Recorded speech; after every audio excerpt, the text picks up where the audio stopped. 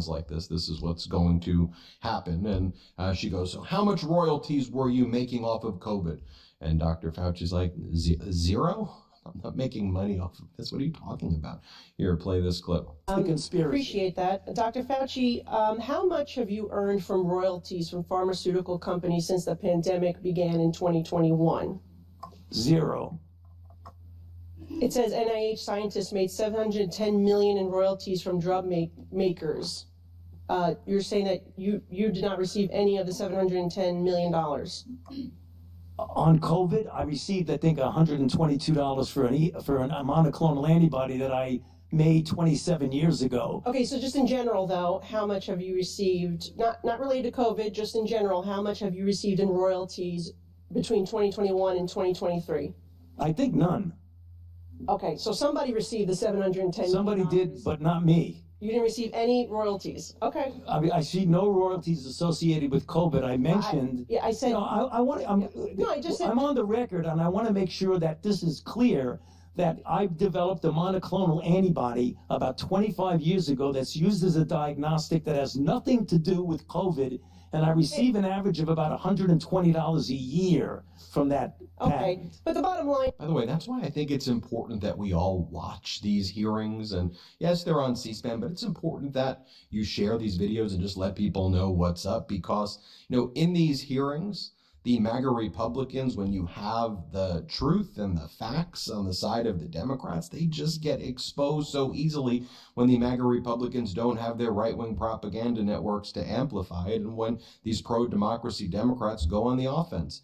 Here is Democratic Congressmember Jamie Raskin saying, look, they're treating you like a convicted felon, but actually, if you were a convicted felon, maybe they treat you with respect, because apparently all the Republicans care about now are convicted felons. Play the clip. I want to join my colleague from Florida in apologizing to you that some of our colleagues in the United States House of Representatives seem to want to drag your name through the mud. They're treating you, Dr. Fauci, like a convicted felon. Actually, you probably wish they were treating you like a convicted felon. They treat convicted felons with love and admiration. Some of them blindly worship convicted felons. This was an important moment of the hearing, though, where Congressmember Jamie Raskin says, in your entire career, nearly 40 years, have you ever been accused, until Trump was in office, have you ever been accused of starting diseases? Here, play this clip. You've been a scientist and a scientific administrator for 54 years. Is that right? More than a half century? And correct. You were director of the National Institute of Allergies and Infectious Diseases for more than 3 decades. Is that right? 38 plus years. 38 years. Okay. And I assume that you've never been accused of trying to start a disease before. Is that right? That is correct. You have devoted your life to fighting infectious diseases for the American people. Is that right? That is correct. And in fact, Dr. Fauci is someone who had been well respected on a bipartisan basis. Democrats, Republicans, because science never used to be politicized and weaponized by right-wing extremists in the MAGA Republican base to further the cult of Donald Trump.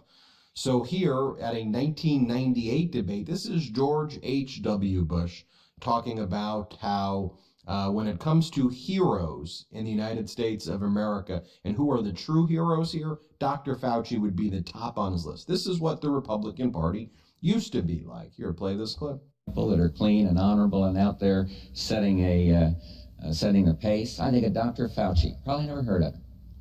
You did, and heard him. He's a very fine research, top doctor at National Institute of Health, working hard doing something about research on this disease of AIDS.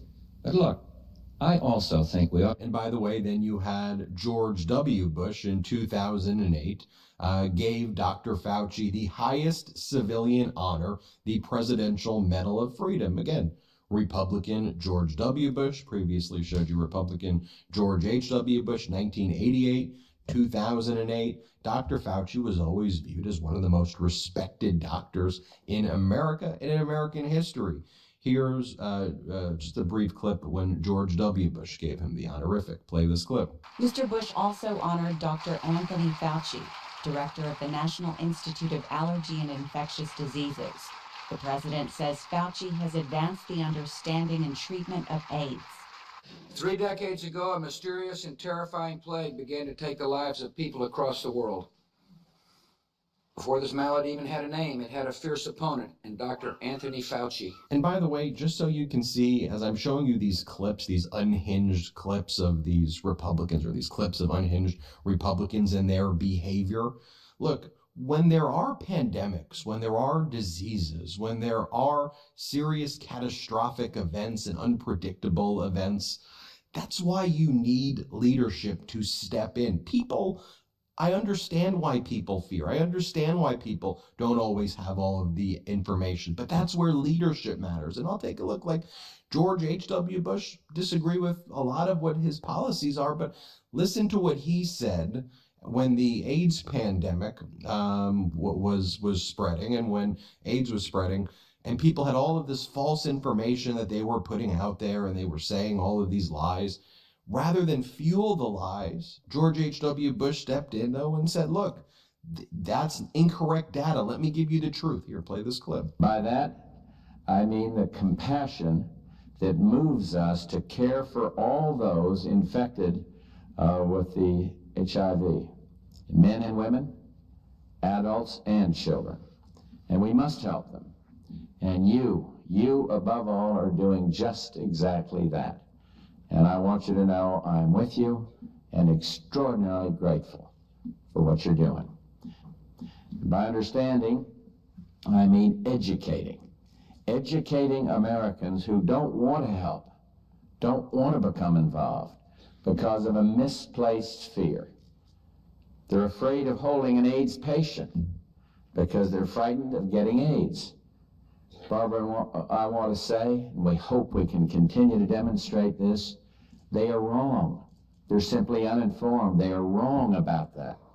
A few minutes ago, we were in a room full of kids with AIDS, and you could just feel the courage and the character of the doctors and the nurses and the parents and the counselors. And being with them, I thought of how there is no reason to fear for your health, just their health. Right, that's leadership, though. That's leadership, and then you have to correct people and let people know what's up. On the other hand, now you've got MAGA Republicans being led by people like Jim Jordan. Play this clip. Do you agree that there was a push to downplay the lab leak theory? Not on my part. Really? Really? Wow. Wow. I think most of the country would find that amazing. I still got 11 seconds. But look at the facts. I've kept an open mind throughout the entire process. All right, I yield back. Here's another clip of Democratic Congressmember Jared Moskowitz. Play this clip. You talked about how, we live in partisan times, a lot of misinformation, and, colleagues on this body said, you should be, charged and found guilty. Of course, the only one that's happened to is your former boss. And take a look at this exchange here between Dr. Fauci and MAGA Republican Debbie Lesko, where she just lies and says, we've got these emails, we've got all of these things that show that you did this. And he's like, no, you don't. You're just quite literally making this stuff up. Here, play this clip. 3 days later, on February 4th, 2020, 4 participants on the conference call authored a paper, Proximal Origin, which was sent to you for editing. Proximal origin pushed the natural origin theory. On April 16, 2020, the NIH director, Dr. Collins, emailed you expressing dismay that the Nature Medicine article, which was based on proximal origin, didn't suppress the lab leak theory, and asked you for more public pressure to suppress the lab leak theory. The very next day, in response to Dr. Collins' request to suppress the lab leak theory, you cited the Nature Medicine article, which discounted the lab leak theory from the White House podium. My question to you, sir, did you cite this article at the White House because the NIH director asked you to suppress the lab leak theory?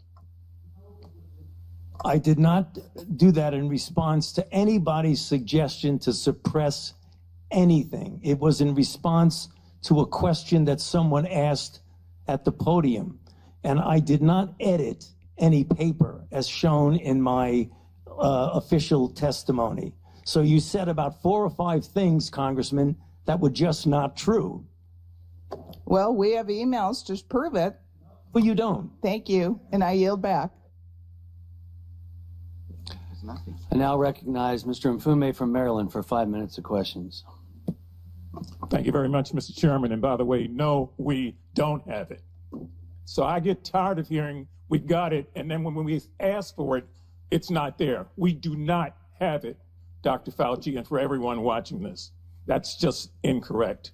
Here, Democratic Congressmember Jared Moskowitz talks about what it was like when all these people were spreading these lies, and watch Dr. Fauci's response. Play it. But, you know, the question I have is, when you saw a lot of that disinformation, whether it was, you know, we can use a disinfectant to do like a cleaning or do light in the body, or that, you know, China's working super hard, President Xi's got it contained, all of the stuff that was being put out, were you concerned? You know, what was your feeling at that time working in the administration, seeing that come from the podium? Well, I was very frustrated by that. It was very clear. I was put in a very difficult position that I didn't like, of having to contradict publicly the President of the United States. I took no great pleasure in that, but I felt it was my responsibility to preserve. He must have thought you did a great job. He gave you a commendation right before he left.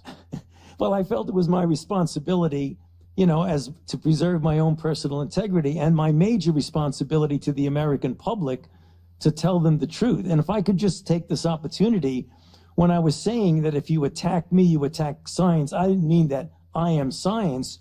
What I meant was that when the data showed that hydroxychloroquine does not work, and there are people saying, oh, it does, I'll give it to people, and we know it can be hurtful to them, then when you're attacking what I'm saying, that the science shows it doesn't work, and the science shows that bleach doesn't work, that when you attack that, you really are attacking science, because science has shown that it doesn't work.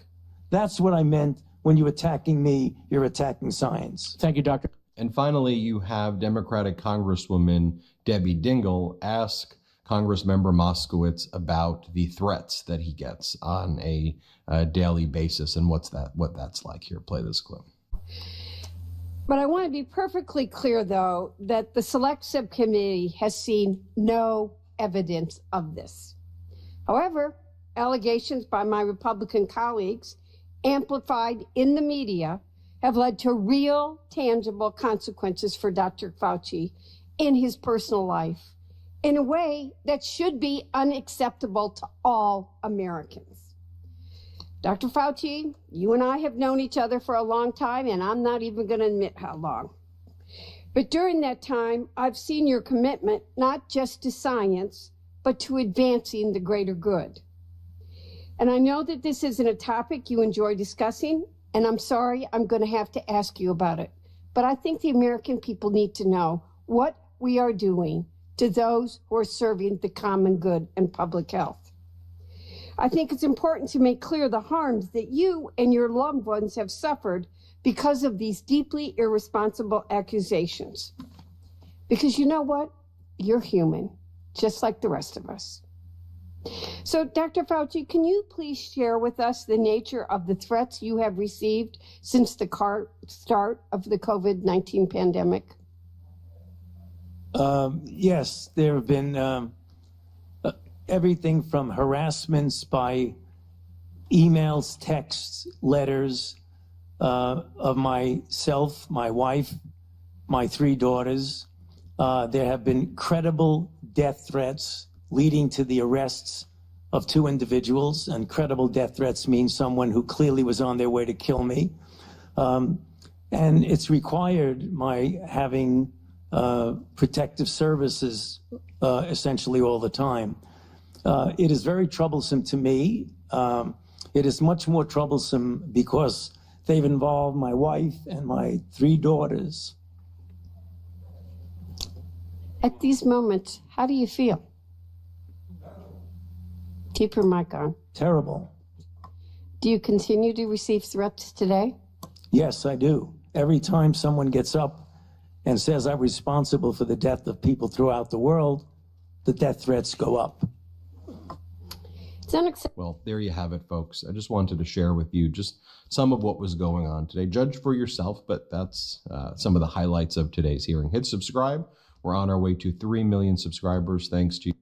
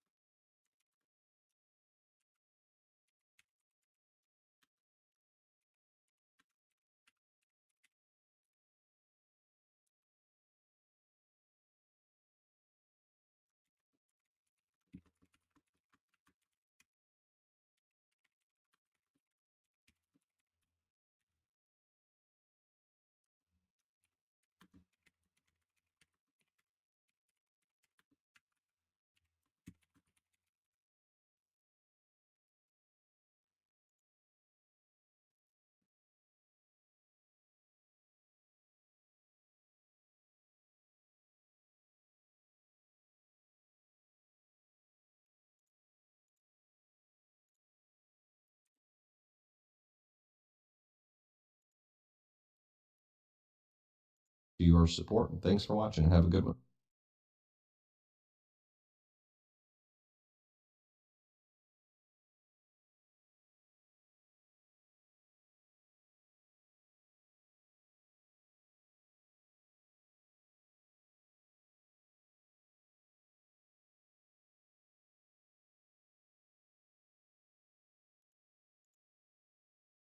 The movie opens in Buffalo. Dan excels at car sales because he understands customer motivation, earning the title of Salesman of the Month once again. His colleague Hal makes a flamboyant entrance to the dealership, driving as though he believes cars, and by extension, women, prefer speed. Cars like chicks, or hey, they want to go fast. However, the rest of the staff considers him odd. Dan leaves work early, eager to celebrate his anniversary, clearly cherishing his family life in their tranquil suburban neighborhood. They have 3 children, Nina, Kyle, and Max. Nina plans to follow her boyfriend to Iowa and switch her college major, abandoning her journalistic aspirations, much to her parents' disapproval. Kyle, struggling to communicate with his father, can barely say and chooses to visit his friend Samir instead, after Dan discourages his gaming habit. Where are you going? Samir's. Again? You made me quit gaming so I'd make friends. I made you quit gaming because blowing people's heads off 24/7 isn't exactly healthy. You know, you're meant to be babysitting tonight. It's our anniversary. An argument breaks out between Nina and Kyle over who will babysit Max during their parents' anniversary. Dan intervenes, assigning Nina the babysitting duties and suggesting it might be beneficial for Kyle to spend some time outside the home. Nina agrees reluctantly, masking her frustration as she suspects Kyle's real intentions at Samir's. The guy rides to Samir's house and hands over $200 as a rent payment for his gaming setup in the garage. Unbeknownst to his family, Kyle has gained popularity as a streamer known as Killboy, renowned for his skill in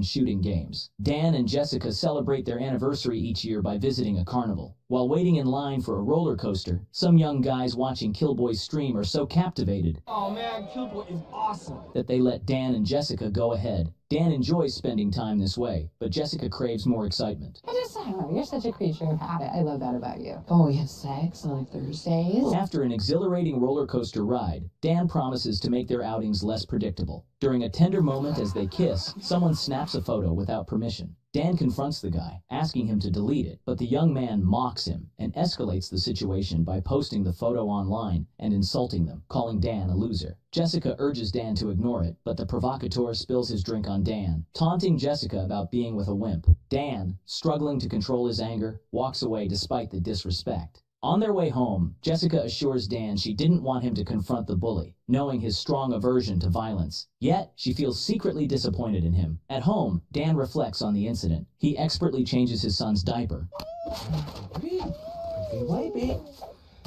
and then goes to bed to find Jessica already asleep. Oh, Anniversary sex. Wait, Emma, wait, Emma. He mutters that he should have kicked that guy's ass, which makes Jessica laugh. Totally could have taken it, honey. Seeing her husband's disappointment, she apologizes for her reaction. The next day, Jessica vents her frustrations at a kickboxing class, where she strikes up a conversation with a woman named Gwen. While punching the heavy bag, she confides her troubles about their teenage daughter. Gwen reveals she is visiting Buffalo to see her ex. An accidental punch from Jessica lands squarely on Gwen's face, leading to an unexpected bond over smoothies. Jessica opens up about feeling trapped and frustrated with Dan's contentment with their mundane life. She reminisces about her earlier desires to travel and see the world. My husband, he's just so content being here.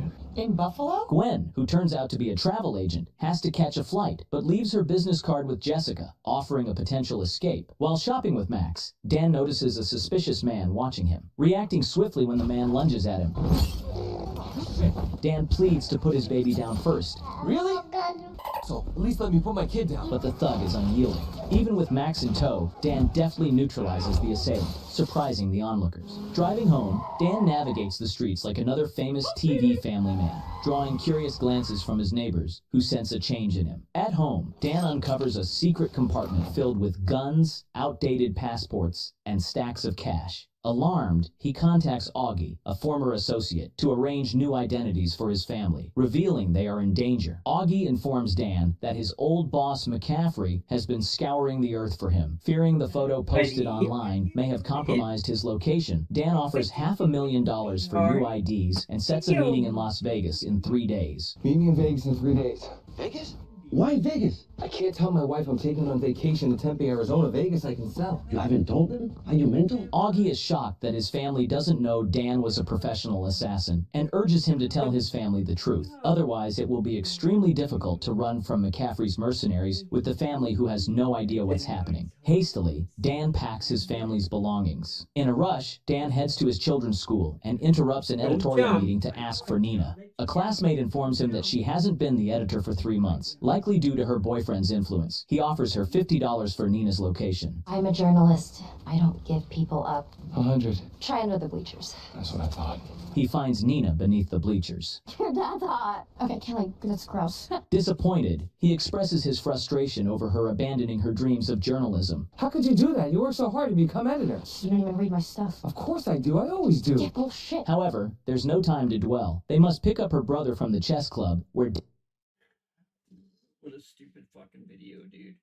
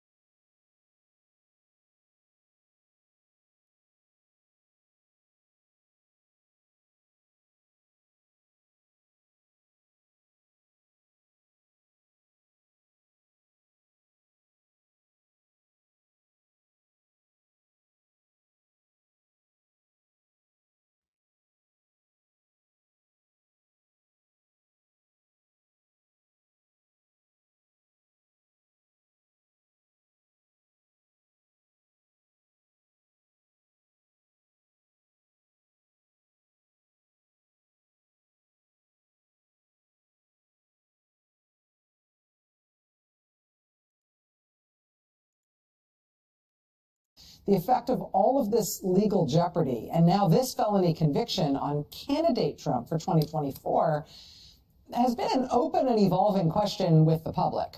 There was polling in November at the New York Times and Siena College that suggested that if Trump were convicted and sentenced in any one of these cases, a significant number of Trump voters in swing states would switch their support from Trump to Biden, about 6 points overall, certainly enough to cost Trump a close election. And exit polling from the early stages of the Republican presidential nomination, anywhere from 3 in 10 to 4 in 10 voters in Iowa, New Hampshire, and South Carolina said Trump being convicted would mean that he was not fit to serve as president. That was January, February of this year. Around the same time, a poll from Bloomberg and the Morning Consult found more than half of registered voters saying Trump would lose their vote if he were found guilty of a crime. Well, now that Trump has been convicted and convicted 34 times, we're no longer talking about this as a hypothetical. It's doubly important to keep in mind that polling voters about a possible future event is notoriously difficult. But because the news gods have a sense of timing, a new poll conducted in May and released today, yes, today, asked voters specifically about the hush money trial in New York, which might be the only trial, of course, to start and finish before the election. This is the new NPR PBS Marist poll, again, released today, but before the verdict. Most voters said a conviction in the hush money trial wouldn't affect their vote, 67% saying it would make no difference. Among overall voters, a conviction might actually benefit Trump by 15 points, mostly among Republicans.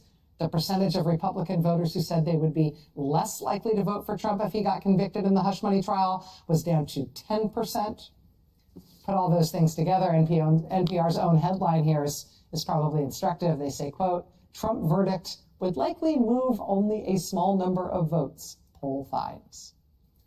But if recent elections, of course, are any indication, a small number of votes is, in a few key places, that's all you need to change the outcome. Jen, you were talking about this in terms of voters that are not necessarily persuadable voters in the traditional sense, but voters whose voting behavior might be affected by a criminal conviction. Right, and it's, as you said, it's very hard to test a hypothetical, right? Because on one hand, some people who said, yeah, it might make me less likely, this might have happened, and they might be like, no, I still like that guy, right? So that's possible. The other piece of it that's very hard to measure in polls is the emotions of it, right? And what people feel about the character. Because some of what is hard to measure is, do people look at him and think there's too much baggage? Or if he's doubling down 4 weeks from now and saying this is like a screwed up system and it's a rigged system, and gotta get rid of all the judges. And we gotta get rid of all the judges, and he's attacking the judge and his family. Are people like, this is too much, I don't want to hear him talk about this anymore?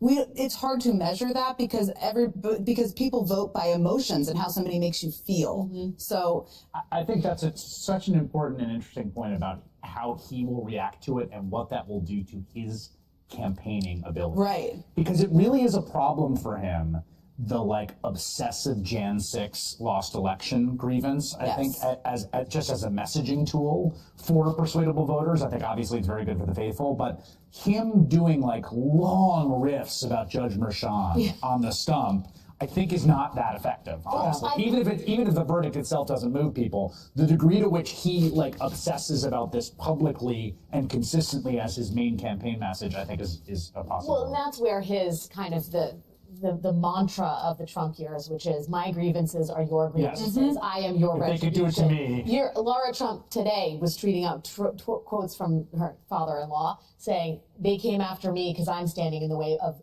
them and you, effectively. I'm paraphrasing. And that is the answer. It's a way for him to talk about his own travails and then map them onto his supporters. Well, so many of his supporters have been busted for paying hush money to porn stars to cover up their own For all of you. In New York. All of you who have done a catch and kill to stop, to suppress. Who among us doesn't have these schemes already lined up with David Pecker and Helen Howard? Exactly. I'm here to serve for you. But that's one way where he can keep talking about it, and presumably some portion of his supporters. I'm also just really curious at a are people aware level? Yeah. Just as an empirical question, not even does it move people or not. My sense was that a certain portion of the electorate was paying very careful, close attention to this trial. Yeah. The majority of voters were not. That there's some universe of voters who didn't know that much about it and who are going to wake up tomorrow or today to the banner headlines everywhere. This will be news that when you ask Americans a week from now, have you heard that Donald Trump was convicted of multiple felonies? They will tell you yes. They will know that. And I'm curious what that does. We don't know. Yeah, that's such an interesting, and there will be money spent, regardless of how the Biden campaign spends their money on ads.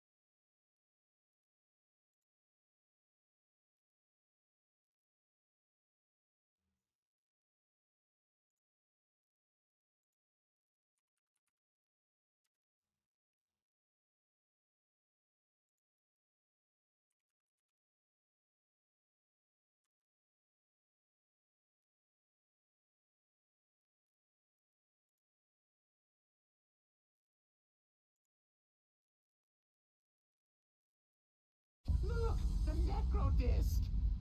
They must not spit it incorrectly, for then unspeakable things may happen. I've got a better idea. Let's play it backwards.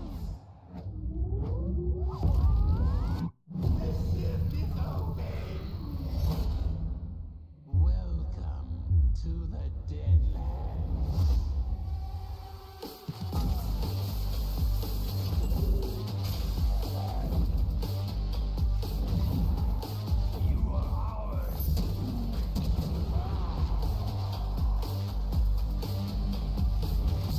Cool, magical sword.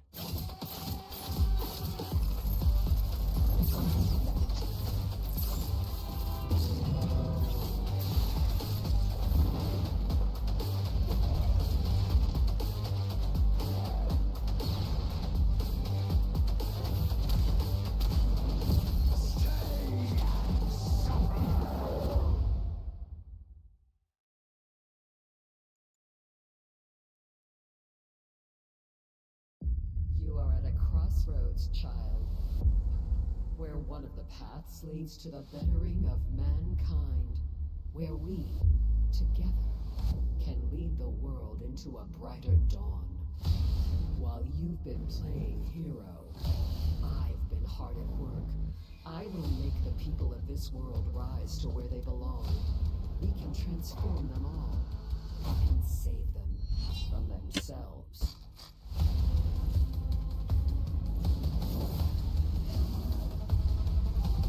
I warned you not to get in my way, child. I'm just getting warmed up, ma'am.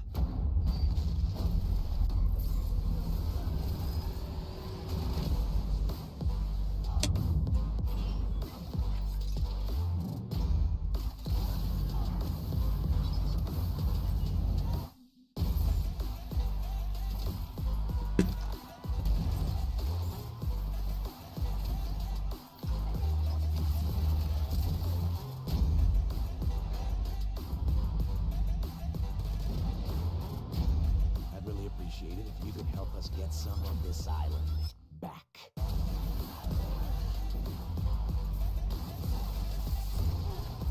No escape now! I'm right here!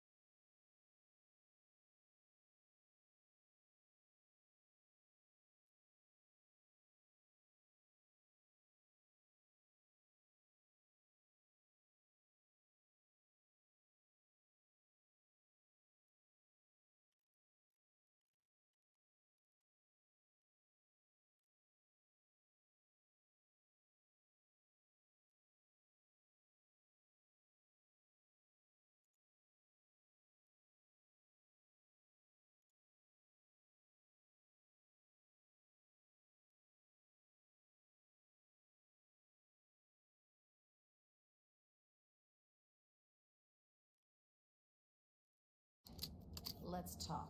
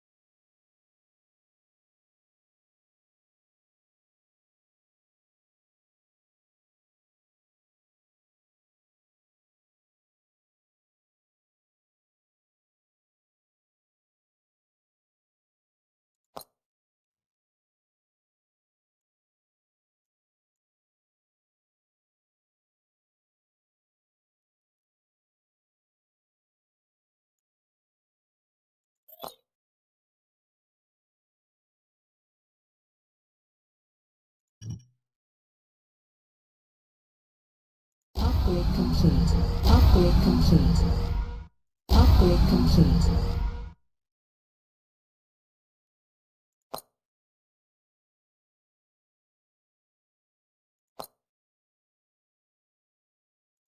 Repairing.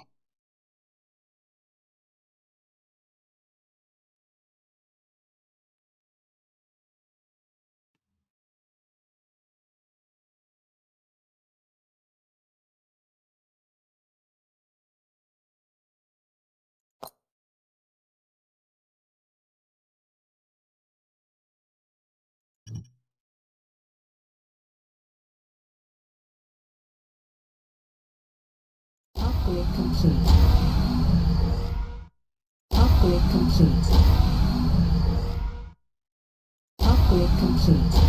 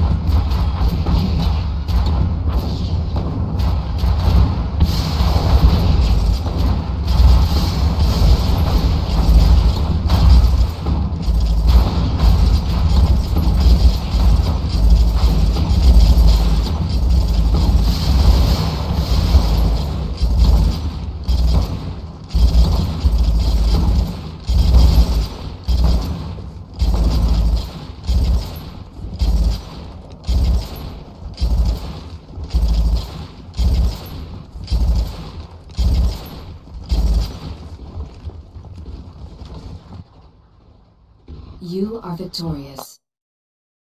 Repairing.